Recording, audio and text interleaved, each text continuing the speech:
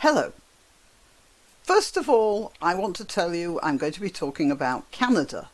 Secondly, I want to warn you that I'm going to be avoiding certain words or place names in this video in the hope that at least I can get this one monetized, because my last three ran into trouble. So as I explained before, I'm not being pompous. I'm trying to avoid censure and censorship. This of course applies to YouTube specifically.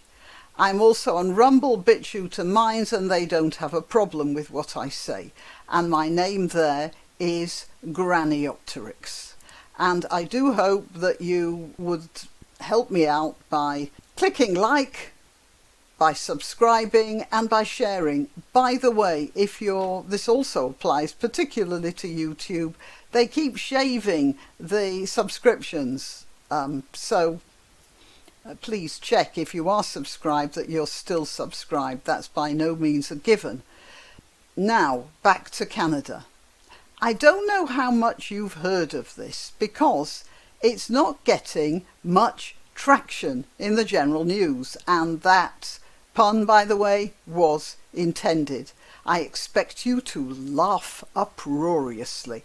Anyway, there's a convoy of trucks driving across Canada right now, and I want to tell you that it's very difficult to find out exactly what's going on, because the reporting is scanty and skewed. But I can tell you that it's all to do with the diktat from the Canadian Imperium that truckers have to undergo the subdermal insertion of a particular type of prophylaxis, which is supposed to reduce the inflammatory response of the body against a malady which shall not be named, and which a couple of years ago first showed itself in a part of the world which lays about 30 degrees north and 114 degrees east, and which generally uses a language we can best describe as ancient and pictorial. I hope that's perfectly clear. Anyway, back to the West. The demonstration has to do with the Trudeau government's announcement in November that all Canadian truckers looking to cross the border from the United States would need to be vaccinated or be subject to a 14-day quarantine.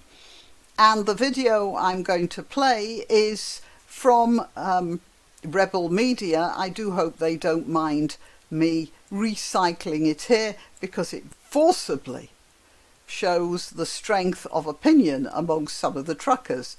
So many truckers and some politicians, and they're always described as conservative in the news outlets that I've accessed, have come out against this ruling, but they're fighting a tidal wave of what is referred to as popular opinion. Well, it's popular in the higher echelons of Trudeau's political elite and their followers in the mainstream media. Has anyone noticed, by the way, how much an unclipped poodle resembles another sort of animal? And apart from the popular opinion, even something like the Canadian Trucking Alliance has spoken out against the demonstration, saying the Canadian Trucking Alliance does not support and strongly disapproves of any protests on public roadways, highways and bridges. But despite the establishment narrative that most people agree with coerced subdermal insertions, 46,000 donors have raised about $3.5 million to help finance the protest. I nearly said pounds there, dollars, but that's good enough. And $3.5 million is an enormous amount of money, and that's not bad for an idea that nobody likes, isn't it? However, to a certain extent, I do have to say that I feel the truckers are on the losing side, because even if they win, they've got a problem. There's a mandate for truckers in the USA. So looking at it logistically, the truckers are well, somewhat confined, because even if they succeed in changing Trudeau's mind, and I doubt they could, because it's just not possible to change the mind of a rutting moose, they'd still be stuck at the US border, in line with the Biden injunction. And notice I did say injunction. Nevertheless, I'm still with those truckers and I wish them all well. They're making a demonstration for the freedom which has been shockingly all too easily surrendered, of a human being to choose what medical procedures they wish to undergo. And I've said this before, I have complied. I am not anti in any way. I do believe it has helped a lot of people. I know some of you disagree with that, but that's my feeling on the matter. However, it's the problem of compulsion here. And for this reason, if this subdermal application actually stopped the spread, then, so that's one, if it stopped the spread, then perhaps a case could be made for all of us to undergo compulsory treatment. That's two. But it doesn't.